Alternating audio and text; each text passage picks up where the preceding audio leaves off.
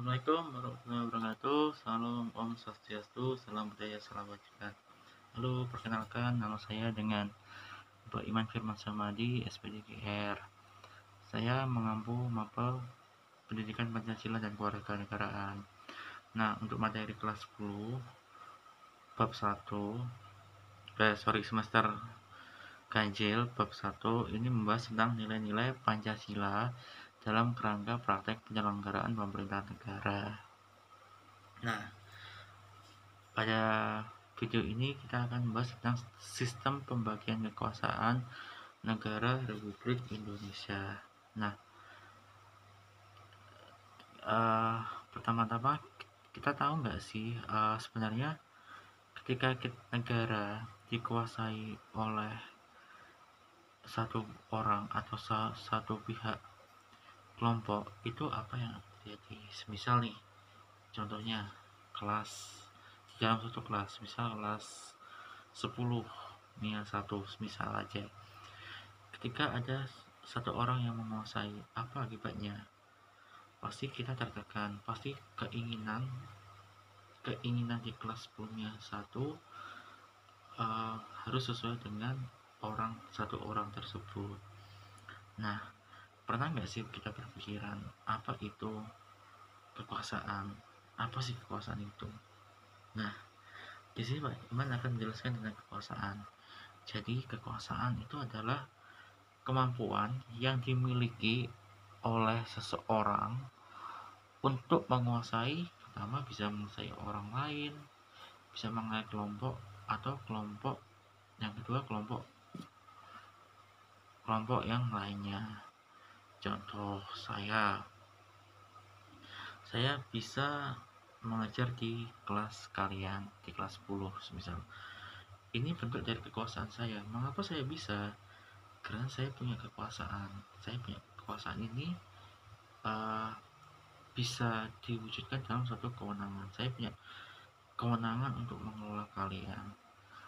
Nah, ini merupakan contoh sederhana dari kekuasaan. Di negara juga terdapat kekuasaan. Kenapa? Karena negara membutuhkan negara tidak bisa berkembang, tidak bisa maju tanpa adanya kekuasaan. Kekuasaan di sini merujuk pada suatu kepemimpinan yang dijalankan oleh pemerintahan. Jadi roda pemerintahan ini harus berputar, tidak boleh stagnan atau tetap pada suatu hal itu aja. Jadi seperti itu. Lalu setelah kita membahas tentang apa itu kekuasaan, kita akan bahas tentang macam-macam kekuasaan negara. Nah, kekuasaan seperti yang Pak Iman bilang tadi dapat diartikan sebagai kemampuan seseorang untuk mempengaruhi orang lain supaya tindakan-tindakan yang dikehendaki ini sesuai dengan perintahnya atau sesuai dengan kemauannya. Nah,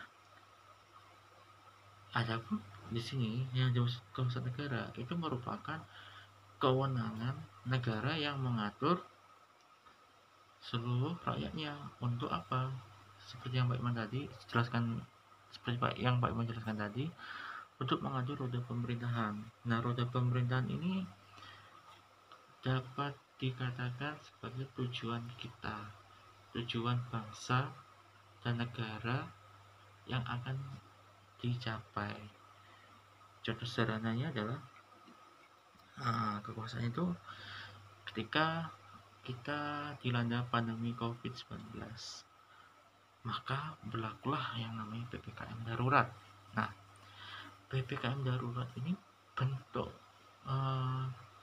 kekuasaan negara yang mana untuk mengatur rakyatnya.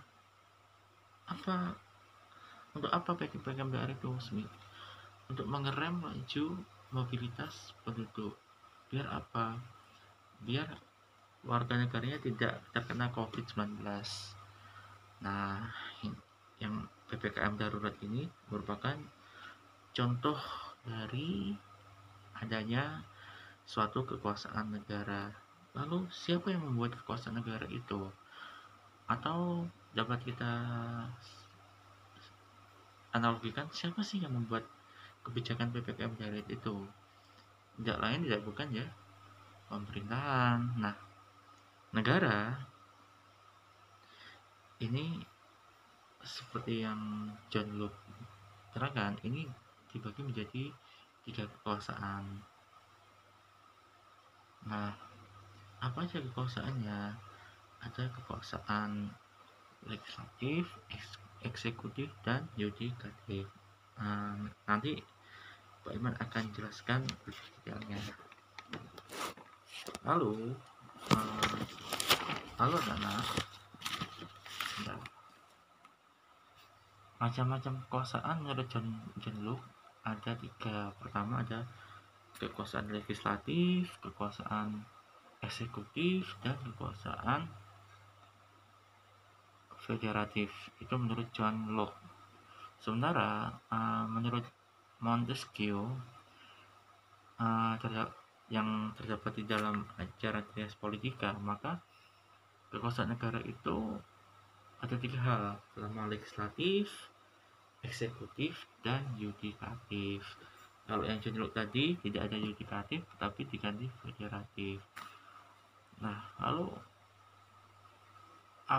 apa itu legislatif? Intinya adalah kekuasaan untuk membuat atau membentuk undang-undang. Jadi yang membuat dan membentuk undang-undang atau peraturan perundang-undangan itu adalah kekuasaan legislatif. Contohnya kayak DPR, itu merupakan contoh dari legislatif, DPR dan MPR. Lalu yang kedua ada kekuasaan eksekutif. Kekuasaan eksekutif adalah kekuasaan untuk menjalankan undang-undang semisal. Nah, undang-undang kan banyak, ada undang-undang pendidikan, undang-undang tentang kesehatan, undang-undang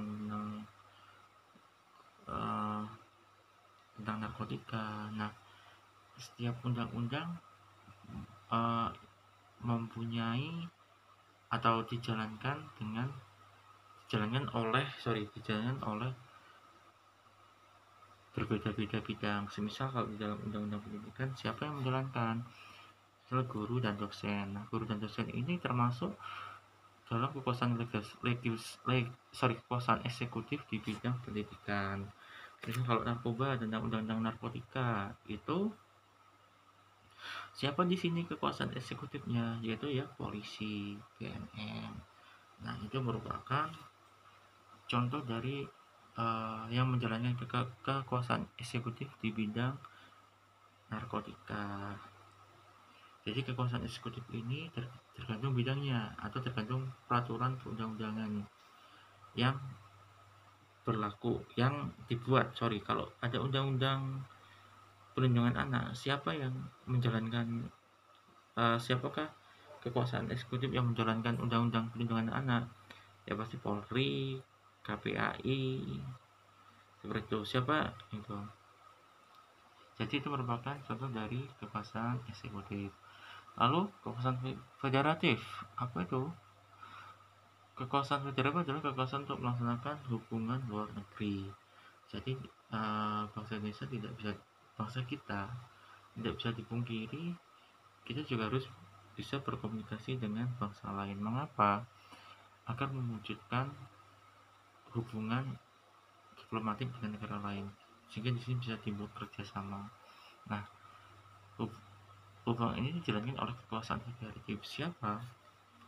Tidak lain tidak bukan adalah Kementerian Luar Negeri atau Menlu biasanya. Nah, di dalam Menlu juga bisa ada dubes sudah besar dan lain sebagainya. Nah, itu semua termasuk dalam kekuasaan federatif. Lalu kekuasaan yudikatif adalah kekuasaan untuk mempertahankan undang-undang.